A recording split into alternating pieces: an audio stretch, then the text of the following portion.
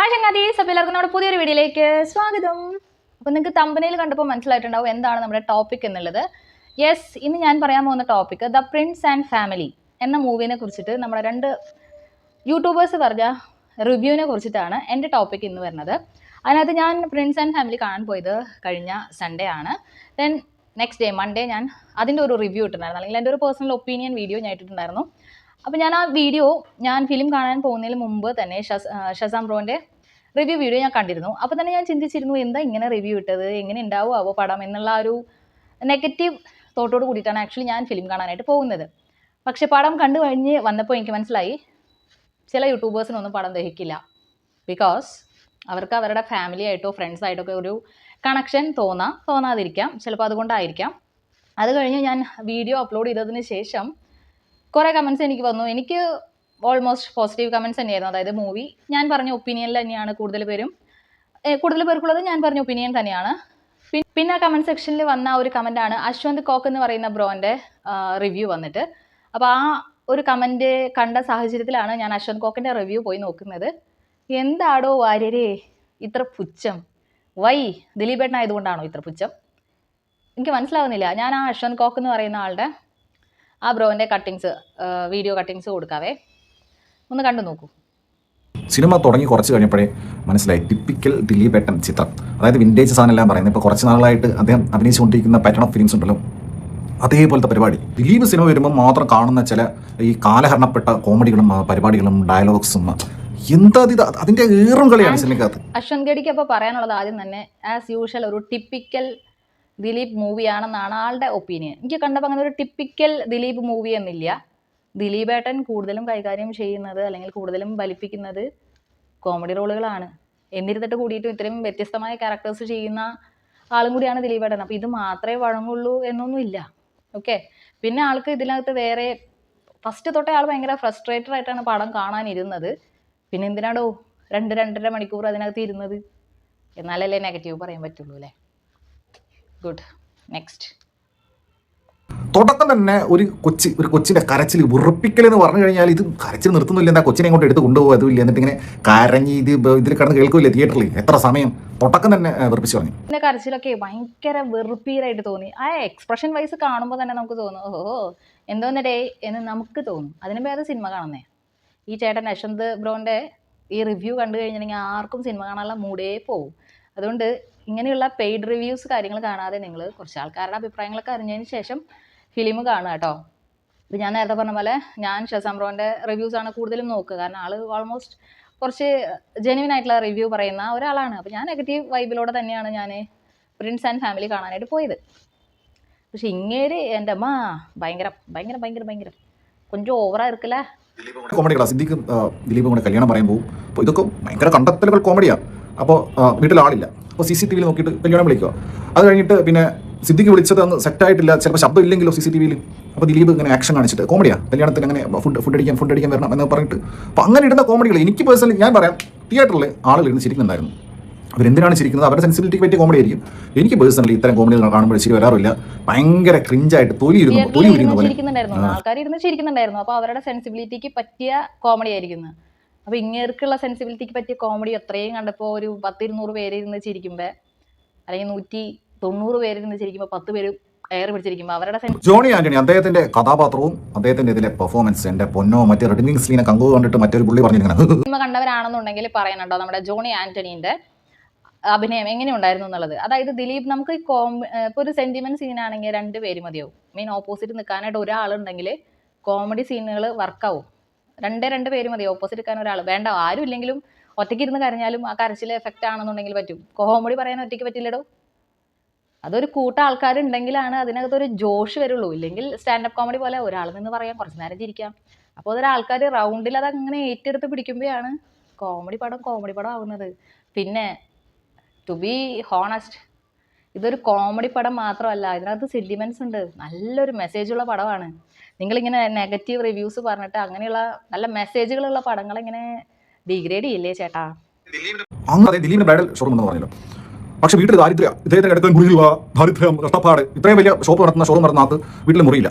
അനിയന്മാർ കിടന്നു കഴിഞ്ഞാൽ പിന്നെ അച്ഛൻ്റെയും അമ്മയുടെയും നടുക്കുക വന്നത് അവിടെ കോമഡി ഉണ്ട്. 2 പേരും കൂർക്കം വയ്ക്കും. സിദ്ദിഖും ബിന്ദു പണിക്കും കൂർക്കം വലിയ കോമഡി കത്തിയില്ലാന്ന് തോന്നുന്നു. കാരണം ബ്രൈഡൽ ഷോപ്പുണ്ട്, കാര്യങ്ങളുണ്ട്. ആ വീട്ടിലെ എല്ലാ കാര്യങ്ങളും നോക്കുന്നത് ദിലീപാണ്.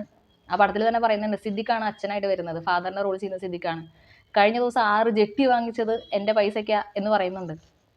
മനസ്സിലായോ? അപ്പോൾ സ്വന്തമായിട്ട് ഒന്നും വെക്കാതെ മറ്റുള്ളവരെ സഹായിക്കുന്ന ഒരു ടൈപ്പാണ് പ്രിൻസ് എന്നാണ് ഉദ്ദേശം bro. Manju Pillai to be fan നന്നായിട്ട് പെർഫോം ചെയ്തിട്ടുണ്ട്. പക്ഷേ ഒരു കാര്യമില്ല, കാരണം പുള്ളിക്കാരി അത് നന്നായിട്ട് ചെയ്തിട്ടുണ്ട് ക്യാരക്ടർ. പക്ഷേ അതുപോലെ പക്ഷേ വൃത്തിയുടെ ക്യാരക്ടറും ഒരു സദാചാര തള്ള, അതാണ് ഈ ക്യാരക്ടർ. ലിസ്റ്റ് ഉണ്ട്, പറയാൻ പറ്റില്ല, ഭയങ്കര ഡിസ്റ്റായി കണ്ടിട്ട് തൊലിയിരിഞ്ഞു പോയി, അതുപോലത്തെ ഒരു ലിസ്റ്റ്. ആശ്വാസമായി, ആരെങ്കിലും നല്ലത് പറഞ്ഞോലോ എന്ന് വിചാരിച്ച് ഇങ്ങനെ ഞാൻ ആ വീഡിയോ കണ്ടുകൊണ്ടിരിക്കുന്നത്. Manju Pillai nice character, nice acting ആയിട്ടുണ്ട്, നല്ല നല്ല രസമായിട്ട് ചെയ്തിട്ടുണ്ട് കേട്ടോ. അപ്പോൾ പറയാ സജാധാര തള്ളാണ്. ലിസ്റ്റ് കണ്ടിട്ട് തൊലി ഉരിഞ്ഞു പോയിന്ന്, ഉരിയും, ശ്രദ്ധിച്ചില്ലെങ്കിൽ തൊലി ഉരിയും. സിനിമ കണ്ടു കഴിഞ്ഞപ്പോഴേ എനിക്ക് പേഴ്സണലി തോന്നിയിട്ടുള്ള കാര്യം എന്താണെന്ന് വെച്ച് കഴിഞ്ഞാൽ, ദിലീപ് ഏട്ടൻ പഴയ സാധനം റീക്രിയേറ്റ് ചെയ്യാൻ നോക്കുന്നതിന് എനിക്ക് മനസ്സിലാവുന്നില്ല. ഒന്നാമതായിട്ട് അത് കണ്ടംപററി അല്ല, അതിൻ്റെ കാലം കഴിഞ്ഞ് സ്ലാപ്സ്റ്റിക്കിൻ്റെയും ഇങ്ങനത്തെ പരിപാടിയും ഡയലോഗ് വഴിയും ഡബിൾ മീനിങ്ങും അർത്ഥം വെച്ചുള്ള സംസാരവും അതിൻ്റെ സമയം കഴിഞ്ഞ് കാലം മാറിയില്ലേ. ഇത്തരം പരിപാടികൾ എനിക്ക് പേഴ്സണലി എങ്ങനെ തോന്നുന്നത്, ഇദ്ദേഹം ഇനി ഇങ്ങനത്തെ സാധനങ്ങൾ ചെയ്യേണ്ട കാര്യമുണ്ടോ? ഇദ്ദേഹത്തിന് നന്നായിട്ട് അഭിനയിക്കാൻ അറിയുന്ന ആളല്ലേ, സീരിയസ് ആയിട്ടുള്ള വേഷങ്ങൾ ചെയ്തുകൂടെ? ദിലീപേട്ടാ, ആളുടെ ഉപദേശം ഒന്ന് സ്വീകരിക്കണം. നിങ്ങൾ സീരിയസ് ആയിട്ടുള്ള വേഷങ്ങൾ ചെയ്യണം കേട്ടോ. നിങ്ങൾ ഇനി കോമഡി പടങ്ങളൊന്നും എടുക്കരുത്. സീരിയസ് ആയിട്ടുള്ള വേഷങ്ങൾ ചെയ്യുമ്പോൾ എല്ലാവരും നന്നായി നിങ്ങളെ പ്രൊമോട്ട് ചെയ്യും. ഭയങ്കര ഡീഗ്രേഡ് ചെയ്യാതെ എല്ലാവരും അപ്ഗ്രേഡ് ചെയ്തുകൊണ്ടേയിരിക്കും കേട്ടോ. സീരിയസ് അല്ലെങ്കിൽ ഇങ്ങനെ ഭയങ്കര സെൻറ്റി ആയിട്ടുള്ള അല്ലെങ്കിൽ സീരിയസ് ആയിട്ടുള്ള സംഭവങ്ങളൊക്കെ എടുക്കുമ്പോൾ അടിപൊളിയായിരിക്കും എന്നാണ് ഇങ്ങേര് അവസാനം തന്നിരിക്കുന്ന ഉപദേശം. ആൻഡ് എൻ്റെ അഭിപ്രായം, തുടർന്ന് ഇങ്ങനെ ഒരു ടീം സെറ്റ് ചെയ്ത് കൊണ്ടുവന്നെങ്കിൽ മാത്രമേ ദിലീപേട്ടനെ കോമഡി പടങ്ങൾ വർക്കാവുള്ളൂ. ഇപ്പോൾ ജോണി ആൻ്റണി കിടുവായിരുന്നു കേട്ടോ, നല്ല ആക്ടിങ് ആയിരുന്നു. നിങ്ങൾ കണ്ടവരെ താഴെ കമൻറ്റ് ചെയ്യണം കേട്ടോ. ഇങ്ങേരുടെ അഭിപ്രായത്തിനോട് നിങ്ങൾ യോജിക്കുന്നുണ്ടോ എന്നുള്ളതും കൂടെ കമൻറ്റ് ചെയ്യണം. ഇനി ഇങ്ങേരിനെയാണ് എനിക്ക് കുറച്ചും കൂടി ഹൈ ആയിട്ട് തോന്നിയത്. നെക്സ്റ്റ് നമ്മുടെ ഷസാം ബ്രോണ്ട് ഉണ്ട്. ആൾ പിന്നെയും കുറച്ച് ഈ പറഞ്ഞ മാതിരി ഒരു ഉപദേശം വെറുപ്പിക്കൽ, എന്തോന്ന് ഞാനത് ചെയ്യണോ വേണ്ടെന്ന് വിചാരിച്ചതാണ്, ഒക്കെയും അൾട്ടിമേറ്റ് പുച്ഛം ഇവർ രണ്ടുപേർക്കും. അതെന്തിനാണെന്നാണ് മനസ്സിലാവാത്തത്. പ്രിൻസ് ആൻഡ് ദ ഫാമിലി ഇന്നലെ സിനിമ കണ്ടായിരുന്നു. എനിക്ക് മൂഡ് തോന്നിയില്ല, വേണമെങ്കിൽ ഇടണ്ട എന്നുള്ളൊരു കാഴ്ചപ്പാടായിരുന്നു. സിനിമ എനിക്ക് വളരെ. ആരെങ്കിലും പറഞ്ഞായിരുന്നോ റിവ്യൂ ഇടു ചേട്ടാന്ന്? ആൾക്കൊരു ബിലോ ആവറേജ് ആയിട്ടേ തോന്നിയുള്ളൂ. ഓക്കെ, ആളുടെ സ്വന്തം ഒപ്പീനിയൻ കൊള്ളാം. ദിലീപേട്ടനാണ് അഭിനയിച്ചിരിക്കുന്നത്. He has done his part well. അത് പുള്ളി എന്താണ് സിനിമയിൽ ചെയ്യാൻ ഉദ്ദേശിക്കുന്നത്, ഇത് പുള്ളി ചെയ്തു മടുത്ത സാധനങ്ങൾ തന്നെയാണ്. മിസ്റ്റർ മരുമകനിൽ പണക്കാരിയായ അഹങ്കാരമുള്ള മോള്, പണക്കാരിയായി അഹങ്കാരമുള്ള ഒരു മദറിൻലോ, എല്ലാം അഹങ്കാരിയായ പെൺകുട്ടികൾ, ഭയങ്കര ഫെയിം കയറി അഹങ്കാരമായ അങ്ങനെ ഒരാളുണ്ടല്ലോ, ഫെയിം കയറി അഹങ്കാരമായ മറ്റൊരു പട്ടീരെ പടം റിംഗ് മാസ്റ്റർ. അതേപോലെ ഫെയിം കാരണം അഹങ്കാരം കയറിയ ഒരു സോഷ്യൽ മീഡിയ ഇൻഫ്ലുവൻസറിൻ്റെ കഥ. അതൊക്കെ നൈസായിട്ട് പറഞ്ഞിരുന്നുണ്ട് കേട്ടോ. 2-3 പേരോടൊക്കെ ചോദിക്കാം, ഏത് സിനിമ എടുക്കുന്നതിന് മുമ്പേ 2-3 പേരോടൊക്കെ അഭിപ്രായങ്ങൾ ചോദിച്ചിട്ടാണ് ഇത്രയും ഒരു ബഡ്ജറ്റ് പടങ്ങൾ, ഇത്രയും ആൾക്കാരുടെ അധ്വാന കാര്യങ്ങളൊക്കെ യൂട്യൂബേഴ്സിൻ്റെ അടുത്ത് നിങ്ങൾ അങ്ങനെ ചെയ്യാറുണ്ടോ, നിങ്ങൾ ഇങ്ങനെ ചെയ്യാറുണ്ടോ എന്ന് ചോദിക്കാം. ബ്രോ, സിനിമയായി കാണൂ ബ്രോ. ഇത് നിങ്ങളെ പറഞ്ഞപ്പോൾ നിങ്ങൾക്ക് പിടിച്ചില്ല. ഇങ്ങനെ തുടരും എന്ന് പറഞ്ഞ റിവ്യൂ ഇട്ടുണ്ടായിരുന്നു കേട്ടോ, ലാലേട്ടൻ്റെ അയ്യോ എന്നൊക്കെ പറഞ്ഞിട്ട്. കണ്ടിട്ടുണ്ടാവുമെന്ന് വിചാരിക്കുന്നു. എനിക്ക് ആകെ സിനിമയിൽ ഇഷ്ടപ്പെട്ടൊരു കാര്യം എന്ന് പറഞ്ഞു കഴിഞ്ഞാൽ അവസാനം ഉർവശി പറയുന്നതാണെന്ന് തോന്നുന്നു, എന്ത് കേട്ടാലും അപ്പം തന്നെ അതിനെടുത്ത് സ്റ്റോറി ഇട്ട് റിയാക്ഷൻ വീഡിയോ ചെയ്യുന്ന ഒരുപാട് പേരുണ്ട്. അതിൻ്റെ സത്യാവസ്ഥ എന്താണെന്ന് അറിയാതെയോ അല്ലെങ്കിൽ അതിനെക്കുറിച്ച് കുറച്ചും കൂടെ കാര്യങ്ങൾ കേൾക്കാതെ തന്നെ വന്നിരുന്നിട്ട് ഈ വിടുവായ്ത്തരം പറയുന്ന ഒരുപാട് ആൾക്കാരുണ്ട് സോഷ്യൽ മീഡിയ ലോകത്ത്. അതെനിക്കും തോന്നിയിട്ടുണ്ട്. Good bro, good keep it up.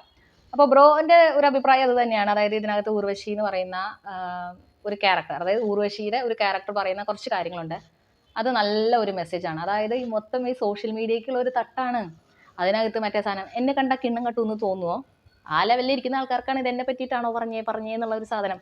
കള്ളമനം തുള്ളും എന്നൊക്കെ പറയുന്ന പോലെ. അല്ലാത്ത ആൾക്കാർക്ക് കുഴപ്പമില്ല, മനസ്സിലായോ? അപ്പോൾ നമ്മൾ നല്ല മെസ്സേജുകൾ സമൂഹത്തിലേക്ക് കൊടുക്കുക എന്ന് മാത്രമാണ് ഈ ഫിലിം ഉദ്ദേശിക്കുന്നത്. സോഷ്യൽ മീഡിയക്കാരെ നല്ല റിവ്യൂ ഇൻ ദ സെൻസ് നല്ല മെസ്സേജുകൾ കൊടുക്കുക എന്നുള്ളൊരു കാര്യം മാത്രമേ ഈ പടം കൊണ്ട് ഉദ്ദേശിക്കുന്നുള്ളൂ. അത് കുറച്ച് കോമഡി ആയിട്ട് കാര്യങ്ങളായിട്ട് പറയുന്നു. ഞാൻ പറയുന്ന പോലെ എൻ്റെ ഒരു ഒപ്പീനിയൻ, ഈ ഫിലിമിനെ കുറിച്ചിട്ടുള്ള എൻ്റെ ഒരു ഒപ്പീനിയൻ എന്ന് പറഞ്ഞിട്ടുണ്ടെങ്കിൽ, നിങ്ങൾക്ക് കാണുന്ന സമയം ഒരു 2-2.5 മണിക്കൂർ അട്ടർ വേസ്റ്റ് ആവും എന്നൊന്നും ഞാൻ പറയില്ല. തമാശയുണ്ട്, സെൻറ്റിമെൻറ്റ്സ് ഉണ്ട്, മെസ്സേജ് ഉണ്ട്, ധൈര്യസമേതം കാണാം. Waste of time, waste of money ഒന്നും ഞാൻ പറയുന്നില്ല. ഇപ്പോൾ ഈ പറയുന്ന പോലെ ആൾക്കാരുടെ ഒപ്പീനിയൻ, എനിക്ക് എൻ്റെ ഒപ്പീനിയൻ, നിങ്ങൾ കാണുന്ന ഓരോരുത്തർക്കും നിങ്ങളുടെ ഒപ്പീനിയൻ. ഞാൻ ഇപ്പോൾ പറയുന്നത് ഈ പറഞ്ഞ പോലെ ഇപ്പോൾ 2-3 പേരോട് ചോദിക്കാമെന്ന് ഇപ്പോൾ ബ്രോ പറഞ്ഞ പോലെ ഞാൻ റിവ്യൂ ഇട്ടതിന് ശേഷം വന്നിരിക്കുന്ന കമൻസും ചേച്ചിയുടെ അഭിപ്രായത്തോട് യോജിക്കുന്നു എന്ന് തന്നെയാണ്. അല്ലേ? അപ്പോൾ പടം അത്ര മോശം പടമല്ല, ചുമ്മാ ഡിഗ്രേഡ് ചെയ്യല്ലേ ചേട്ടാ, പാവം. അശ്വന്ത് ബ്രോ പറഞ്ഞ പോലെ ഒരു ഉപദേശം, ഒരു അഡ്വൈസ് ഷസാം ബ്രോയും കൂടെ കൊടുക്കുന്നുണ്ട് ദിലീപേട്ടന്. രണ്ടുപേരുടെ ഉപദേശം കേട്ടിട്ട് ഇനി അങ്ങനത്തെ പടങ്ങളൊക്കെ ചെയ്യൂ കേട്ടോ. ആൻഡ് ഞാൻ സത്യം പറഞ്ഞാൽ മറ്റേ ബബ്ബ എന്ന് പറഞ്ഞ സിനിമയ്ക്ക് വേണ്ടിയാണ് വെയിറ്റ് ചെയ്യുന്നത്. ഐ ഹോപ്പ് ആ പടം അത്യാവശ്യം നല്ലതാവാൻ സാധ്യത ഉണ്ടാവും എന്ന് സ്ട്രോങ്ലി വിശ്വസിക്കുന്നു. അതിൽ തന്നെയായിരിക്കും ദിലീപേട്ടൻ്റെ കംബാക്ക് എന്ന് ഞാൻ ആഗ്രഹിക്കുന്നു എന്ന് പറഞ്ഞുകൊണ്ട് ഞാൻ പോണടെ. ഇപ്പോൾ ഷസാം ബ്രോ പറഞ്ഞ ഈ വീഡിയോക്കകത്ത് ഒരു ക്ലാസ് ഉണ്ട് സംസാരം. അശ്വന്ത് ബ്രോയ്ക്ക് എന്താ ഭയങ്കര അൾട്ടിമേറ്റ് പുച്ഛം. എന്താ, എന്തിനാ മനസ്സിലായില്ല. പിന്നെന്താണ് അശ്വന്ത് ആളുടെ കമൻറ്റ് സെക്ഷൻ നോക്കിയപ്പോൾ ബ്രൊമാൻസ് ആണ് ആൾക്ക് ഇഷ്ടപ്പെട്ട പടം, ഭയങ്കര അടിപൊളിയായിട്ടുണ്ടെന്ന് പറഞ്ഞ് കുറേ കമൻസുകൾ വന്നിട്ടുണ്ട്. ഞാൻ അവിടെ അങ്ങനെ കൊടുക്കാം. അപ്പോൾ ആൾക്ക് ഇഷ്ടപ്പെട്ട പടം അതാണ്.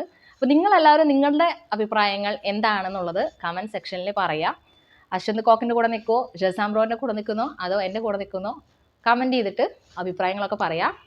വേറൊരു വീഡിയോ കാണുന്നവരേക്കും ടാറ്റാ ബൈ.